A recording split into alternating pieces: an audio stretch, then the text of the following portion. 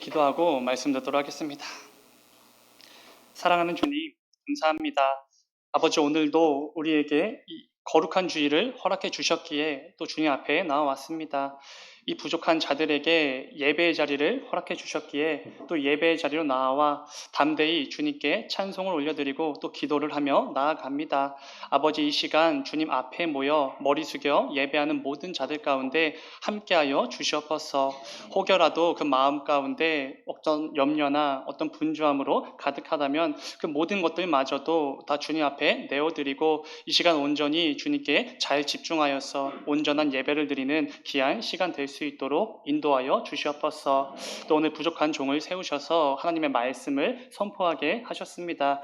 부족한 종의 입술과 또 그 지식과 경험들은 모두 감추시고 이 시간 오직 하나님의 말씀만이 온전히 선포되어질 수 있도록 인도하여 주시옵소서. 주님 감사합니다. 거룩하신 예수님의 이름으로 기도드렸습니다. 아멘. 여러분 잘 오셨습니다. 또 함께 예배하게 돼서 너무나 좋습니다. 함께 읽은 말씀을 가지고 소망을 가진 자들에게 합당한 삶, 이런 제목으로 함께 말씀을 나누어 보도록 하겠습니다. 저희 9시에는 청소년부 예배가 드려집니다. 그래서 우리 청소년부 교사들은 이제 11시 예배를 드리게 되는데 아마 저기 다 모여서 이제 예배를 드리고 계시는데 엄청 이제 기대하는 마음으로 이렇게 우리 청소년부 교사들이 제 말씀을 듣기 위해 이렇게 왔습니다. 특별히 우리 또 기정 형제가 오늘은 예배가 좀 빨리 끝날 것 같다고 이런 기대와 소망을 품고 나왔습니다. 제가 정말 아끼고 사랑하는 청년입니다. 우리가 소위 기호식품이라고 불리는 식품들이 있습니다. 생존을 위해서 먹는 게 아니라 그 음식을 먹을 때 느껴지는 어떤 재미나 향을 위해서 우리가 먹는 식품들을 기호식품이라고 부릅니다. 우리 사람은 반드시 음식물을 섭취해야지만 살아갈 수 있는 그런 존재로 창조가 되었습니다. 음식을 통해 생존에 필요한 영양소들을 공급받아야지만 살 수 있는 것이지요. 그러나 이 기호식품은 생존에 필요한 필수 영양소들을 주지는 않습니다. 생존과는 무관하게 그저 각자의 기호에 따라서 선택을 해서 먹어도 그만, 안 먹어도 그만 그런 식품, 이게 바로 기호식품입니다. 예를 들면 초콜릿이나 사탕, 아이스크림, 탄산음료, 술 이런 것들은 당연히 기호식품입니다. 그래서 먹지 않아도 우리가 살아가는 데는 전혀 지장이 없습니다. 그러나 곡류, 육류, 채소류 이런 것과 같이 단백질과 탄수화물, 무기질, 비타민 등등 이런 필수 영양소들을 주는 식품들은 우리가 먹지 않으면 분명히 어떤 지장이 생기기 마련입니다. 그래서 우리는 이걸 필수식품 이렇게 부르기도 합니다. 사실 아이스크림, 탄산음료 이런 것들을 먹는 순간에는 굉장히 즐거움이 느껴집니다. 그 순간에 느껴지는 맛과 향들은 너무나 좋기도 합니다. 그런데 실제로는 안 먹어도 우리가 살아가는 데는 전혀 지장이 없다는 것이지요. 반면에 육류나 채소류 이런 필수 식품들을 먹지 않으면 우리 몸에는 곧바로 이상 신호들이 오기 시작합니다. 전에 제 친구가 다이어트를 한다고 이렇게 다짐을 하고서 고기, 육류를 끊은 적이 있습니다. 자기 생각에는 고기를 너무 많이 먹어서 이렇게 살이 쪘다고 생각을 하는 것 같았습니다. 그런데 정말로 고기를 아예 입에도 대지 않자 정말로 살이 빠지기 시작했습니다. 그런데 문제가 무엇입니까? 곧바로 이어서 머리카락도 함께 빠지기 시작했습니다. 웃기려고 말씀드린 건 아닌데 우리 머리카락은 단백질로 이루어져 있다고 합니다. 그런데 단백질을 아예 섭취하지 않았더니 그 머리카락에 곧바로 이상 신호가 온 것입니다. 이처럼 우리 인간에게는 필수식품과 기호식품이 분명히 나누어져 있습니다. 사실 우리가 생존에 필요한 필수식품들을 충분히 잘 섭취한다면 그 외의 기호식품들은 먹든지 안 먹든지 전혀 상관이 없는 것이지요. 그렇다면 이런 질문을 한번 드려보고 싶습니다. 우리 성도에게 이 거룩함이란 기호식품입니까? 아니면 필수식품입니까? 한번 생각해 보시기 바랍니다. 우리 예수님께서 이미 십자가를 통해 모든 죄와 사망을 깨뜨리셨습니다. 그래서 우리에게는 구원이 주어졌습니다. 그렇다면 우리는 이미 구원받은 하나님의 백성이 되었으니, 성도가 되었으니 여기에 만족하면 되는 것입니까? 거룩은 그저 이 땅을 살아가는 동안 내가 먹어도 그만, 안 먹어도 그만인 기호식품입니까? 이 땅을 살아가는 동안 우리 모두에게는 여러 가지 복잡한 그리고 때로는 어려운 상황들이 주어지게 될 것입니다. 그때마다 거룩은 그저 이 상황에 따라서 지켜질 때도 있고 못 지킬 때도 있고 그런 것입니까? 베드로는 오늘 본문을 통해 이렇게 분명히 말합니다. 15절 오직 너희를 부르신 거룩한 이처럼 너희도 모든 행실에 거룩한 자가 되라. 이렇게 분명히 말합니다. 여기서 사용된 모든 행실이라는 단어는 헬라어 뜻을 직역하면은 우리가 이 땅을 살아가면서 겪는 모든 생활 방식, 모든 행위, 이 모든 것들을 일컫는 말입니다. 이게 무슨 의미겠습니까? 거룩은 절대로 기호식품이 아니라는 것입니다. 상황에 따라서 내 형편이나 처지에 따라서 거룩할 수도 있고 조금 못 거룩할 수도 있고 그런 게 절대로 아니라는 것입니다.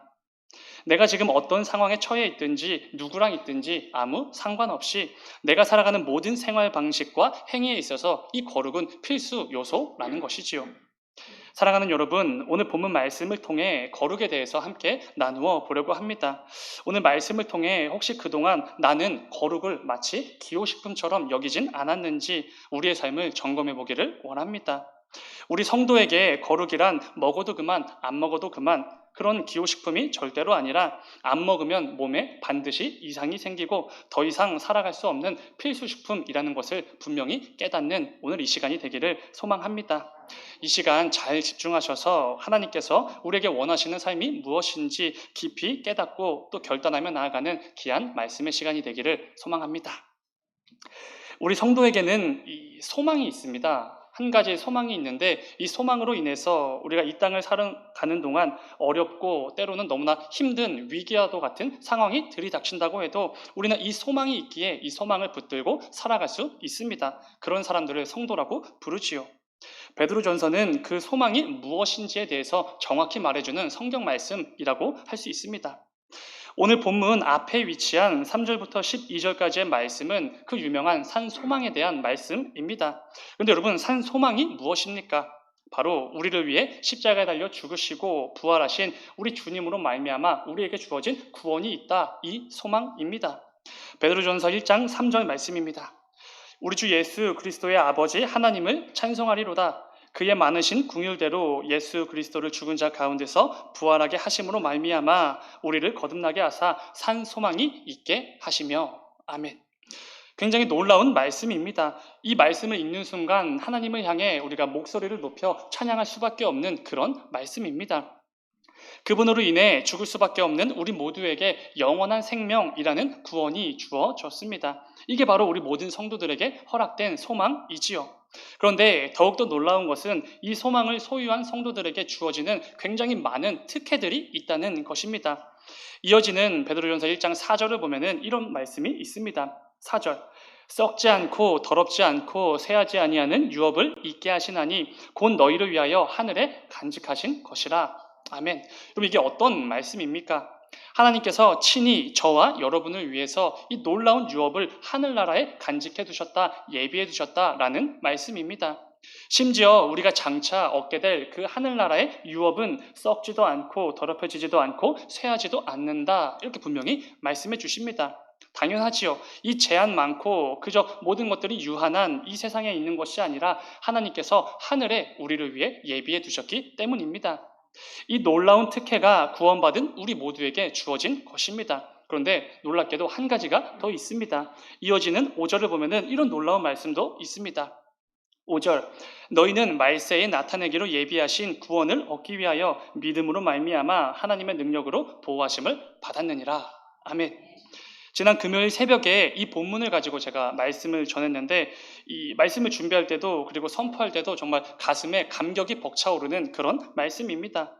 창조주가 되시는 전능하신 하나님의 능력이 우리 모든 구원받은 성도들 저와 여러분을 보호해 주신다. 이런 약속의 말씀이기 때문입니다. 이 모든 놀라운 특혜와 소망을 보유한 자들이 바로 저와 여러분 성도들입니다. 그런데 중요한 것이 남아 있지요. 그것은 이 놀라운 감격과 은혜를 누리게 된 성도들에게 반드시 살아내야 할 합당한 삶이 있다는 것입니다. 우리를 위해 십자가에 달려 죽으시고 다시 부활하심으로 우리에게 이 놀라운 구원을 베풀어 주신 우리의 산 소망이 되시는 예수 그리스도를 소유한 우리 성도들에게는 반드시 살아내야 할 합당한 삶이 있다는 것이지요. 그저 십자가를 통해 구원받았구나 여기서 끝이 아니라는 것입니다. 예수님을 통해 이 놀라운 구원이 내게 주어졌구나 할렐루야 여기서 끝이 절대로 아니라는 것입니다. 베드로는 예수 그리스도를 통해 구원받은 모든 성도들, 저와 여러분들이 반드시 살아내야 할 합당한 삶이 있다고 분명히 선포합니다. 그리고 계속해서 그 삶을 살아내도록 권면을 하지요. 촉구합니다. 앞서 말씀드린 기호식품처럼 마치 내가 원할 때 선택해서 그 삶을 사는 게 아니라 필수식품처럼 반드시 선택해서 살아내야만 하는 합당한 삶이 있는 것이지요. 그렇다면 여러분 그 삶이 무엇이겠습니까? 우리가 이미 잘 알고 있는 삶입니다. 본문 15절을 다시 한번 읽겠습니다. 제가 읽겠습니다. 오직 너희를 부르신 거룩한 이처럼 너희도 모든 행실에 거룩한 자가 되라. 아멘. 구원받은 성도들이 반드시 살아내야만 하는 삶은 당연히 거룩한 삶입니다. 내 형편이나 처지에 따라 상황에 따라 함께 있는 사람에 따라 내 기호에 맞춰서 이때는 거룩하고 이때는 안 거룩하고 이게 절대로 아니라는 것이지요. 성도에게 거룩은 먹지 않으면 생존에 위협이 되는 필수 식품입니다. 거룩한 삶이 없다면 성도는 죽은 것과 마찬가지인 것이지요. 그렇기에 내가 구원받은 성도라는 것을 깨닫고 믿게 된 순간 반드시 그의 합당한 삶의 모습이 우리 삶 가운데 나타나야 한다는 것입니다. 우리 기독교는 구원받고 끝나는 그런 정적인 종교가 아닙니다. 대부분의 성도들이 오해하는 부분이지요. 오히려 우리 기독교는 구원받은 자들이 뭐가 다른지 어떻게 다르게 살아가는지를 반드시 행함으로 이 세상 가운데 마음껏 보여주어야만 하는 그런 역동적인 종교입니다. 이게 바로 저와 여러분의 종교인 기독교입니다.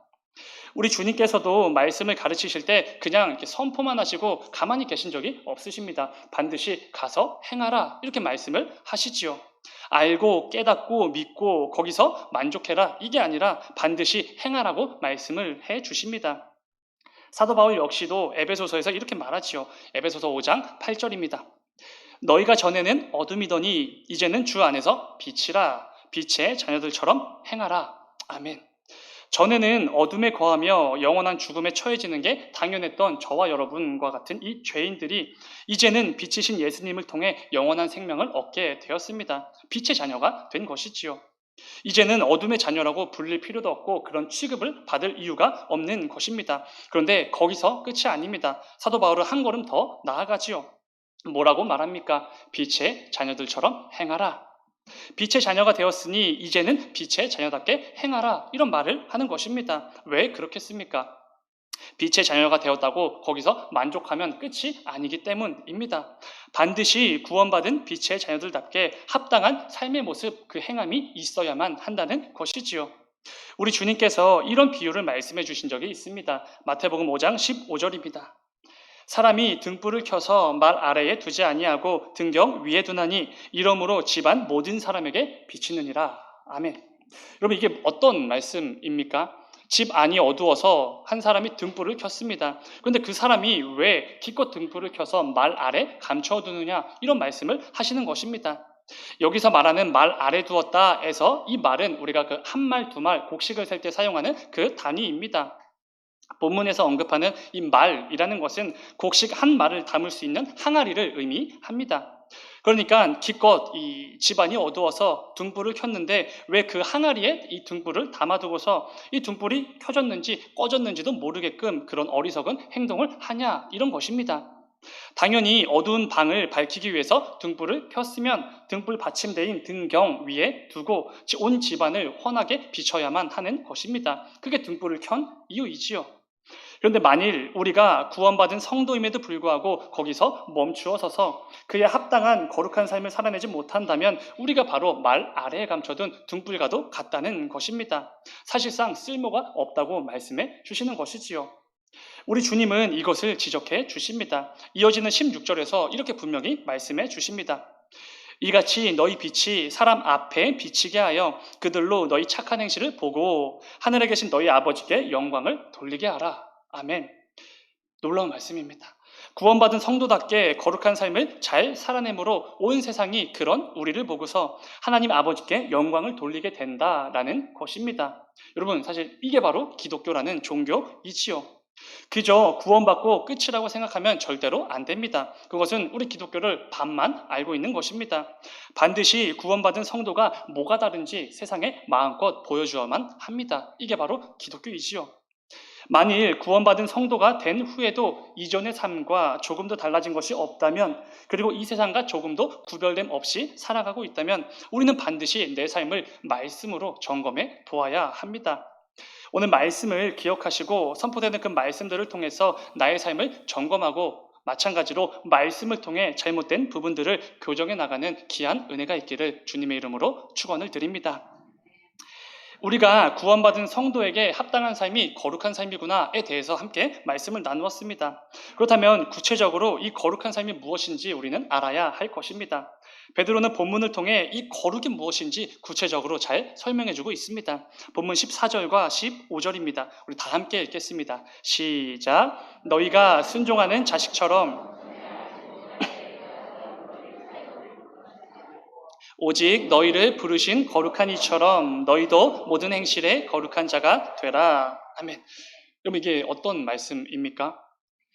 이전에는 뭘 몰라서 온갖 이 세상의 정욕과 욕심을 따라서 살아갔지만 이제는 거룩하신 하나님의 자녀답게 거룩하게 살아라, 이런 말입니다. 그러니까 거룩은 이전과는 전혀 다른 삶을 살아가는 거, 이게 바로 거룩이라는 것이지요. 이전과는 다르게 거룩하신 하나님의 거룩한 자녀가 되었기 때문에 그 삶이 달라지는 게 당연하지 않냐, 이게 바로 거룩이다, 이렇게 말을 하는 것입니다. 성경이 말하는 거룩은 기본적으로 다름을 의미합니다. 세상으로부터의 다름, 세상 사람들과의 다름, 이전의 내 모습과의 다름, 이게 바로 거룩이지요. 전에는 거룩하신 하나님을 몰라서 이 죄인처럼 살았다고 해도 이제는 새 사람이 되었으니 거룩하게 살라, 이런 것입니다. 고린도후서 5장 17절을 보면은 이런 말이 있습니다. 유명한 구절이죠. 그런즉 누구든지 그리스도 안에 있으면 새로운 피조물이라. 이전 것은 지나갔으니 보라 새 것이 되었도다. 아멘. 우리는 이 하나님께로부터 창조함을 받은 피조물에 불과한 자들이었습니다. 근데 우리가 이 죄로 인하여서 부패한 피조물이 되어버렸지요. 그런데 다행히도 우리 예수 그리스도를 통하여서 우리가 새롭게 창조를 받았다는 것입니다. 새로운 피조물. 예수 그리스도의 그 고귀한 피 흘리심으로 말미암아 우리는 새롭게 지음받은 새 피조물이 되었습니다. 주님의 고귀한 희생으로 우리의 이전 것들은 모두 지나가고 새 것이 된 것입니다. 그런데 여전히 이전과 똑같이 말하고 행동하고 선택하며 살아간다면 우리 주님의 그 십자가의 고귀한 그 가치를, 그 희생을 우리 스스로가 무너뜨리는 행위이지 않겠습니까? 이보다 무지한 행위는 없을 것입니다. 새 포도주는 새 부대에 담아야 하는 것처럼 거룩한 하나님의 자녀로 거듭난 성도는 반드시 이전과는 전혀 다른 거룩한 삶을 살 수 있어야 합니다. 제가 자주 말씀드렸던 것처럼 하나님의 거룩하심의 의미는 다른 모든 거짓 신들로부터 확연하게 다름을 보여주신 것, 이게 바로 하나님의 거룩이다 라고 말씀을 드렸습니다. 아무리 그럴듯해 보이는 우상이 이 세상 가운데 넘쳐난다고 해도 하나님은 그것들과는 전혀 다르신 거룩하신 하나님이시라는 사실이지요. 여기서 중요한 것은 다름입니다. 다름. 하나님은 모든 거짓 신들로부터 다름을 보여주셨다라는 것이지요. 마찬가지로 우리 역시 모든 거짓 신들로부터 확연하게 다름을 분명하게 보여주신 그 하나님처럼 우리의 삶을 통해서 이 세상과는 확연하게 다름을 보여주어야 한다는 것입니다. 이게 바로 성도의 거룩입니다.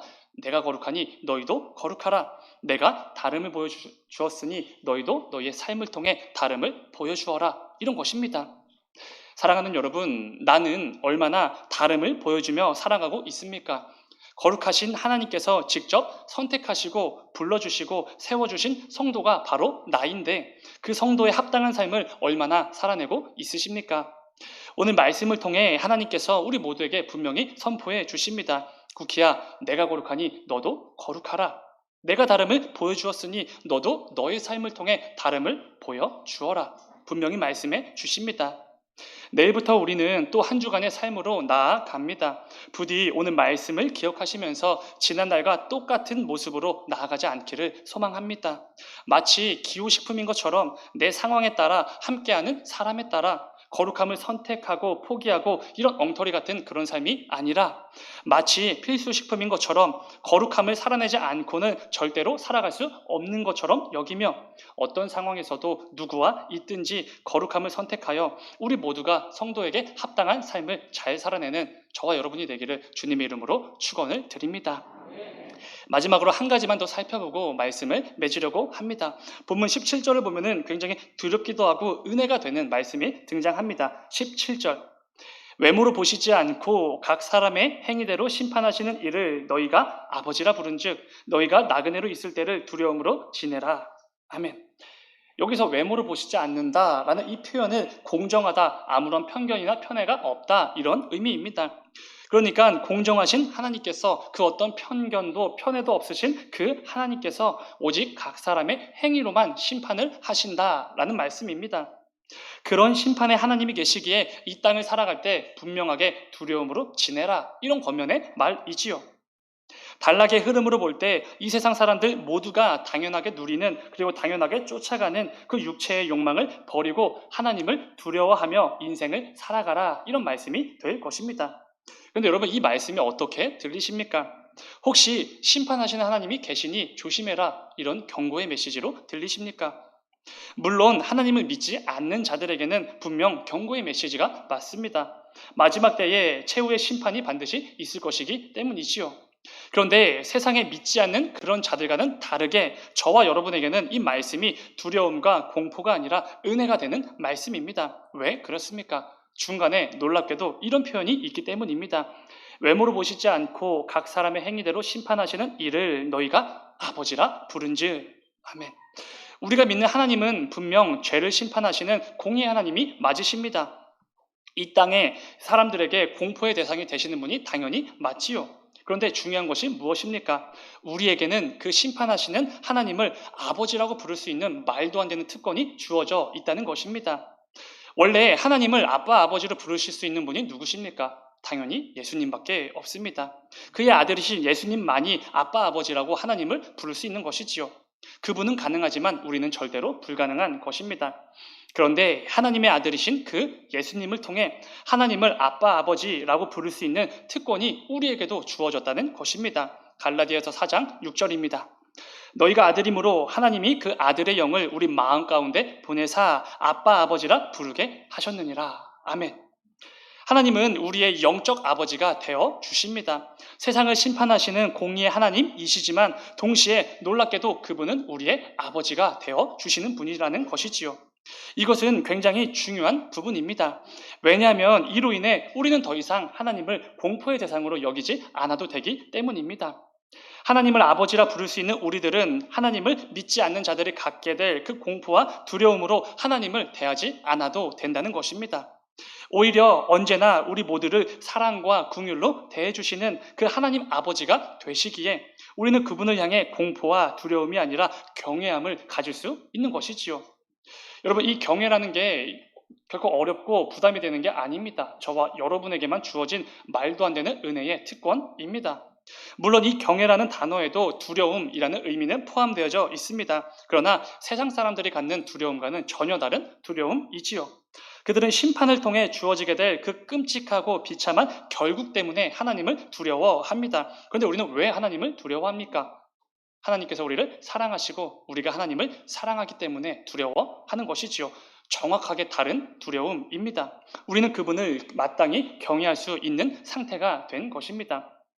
그렇다면 하나님이 우리의 아버지가 되시기에 그분을 사랑함으로 마땅히 두려워하며 이 세상을 살아가는 성도들의 삶이 당연히 어떻게 되겠습니까? 내가 사랑함으로 경외하는 하나님께서 기뻐하시는 삶을 살기 위해 애를 쓰겠지요.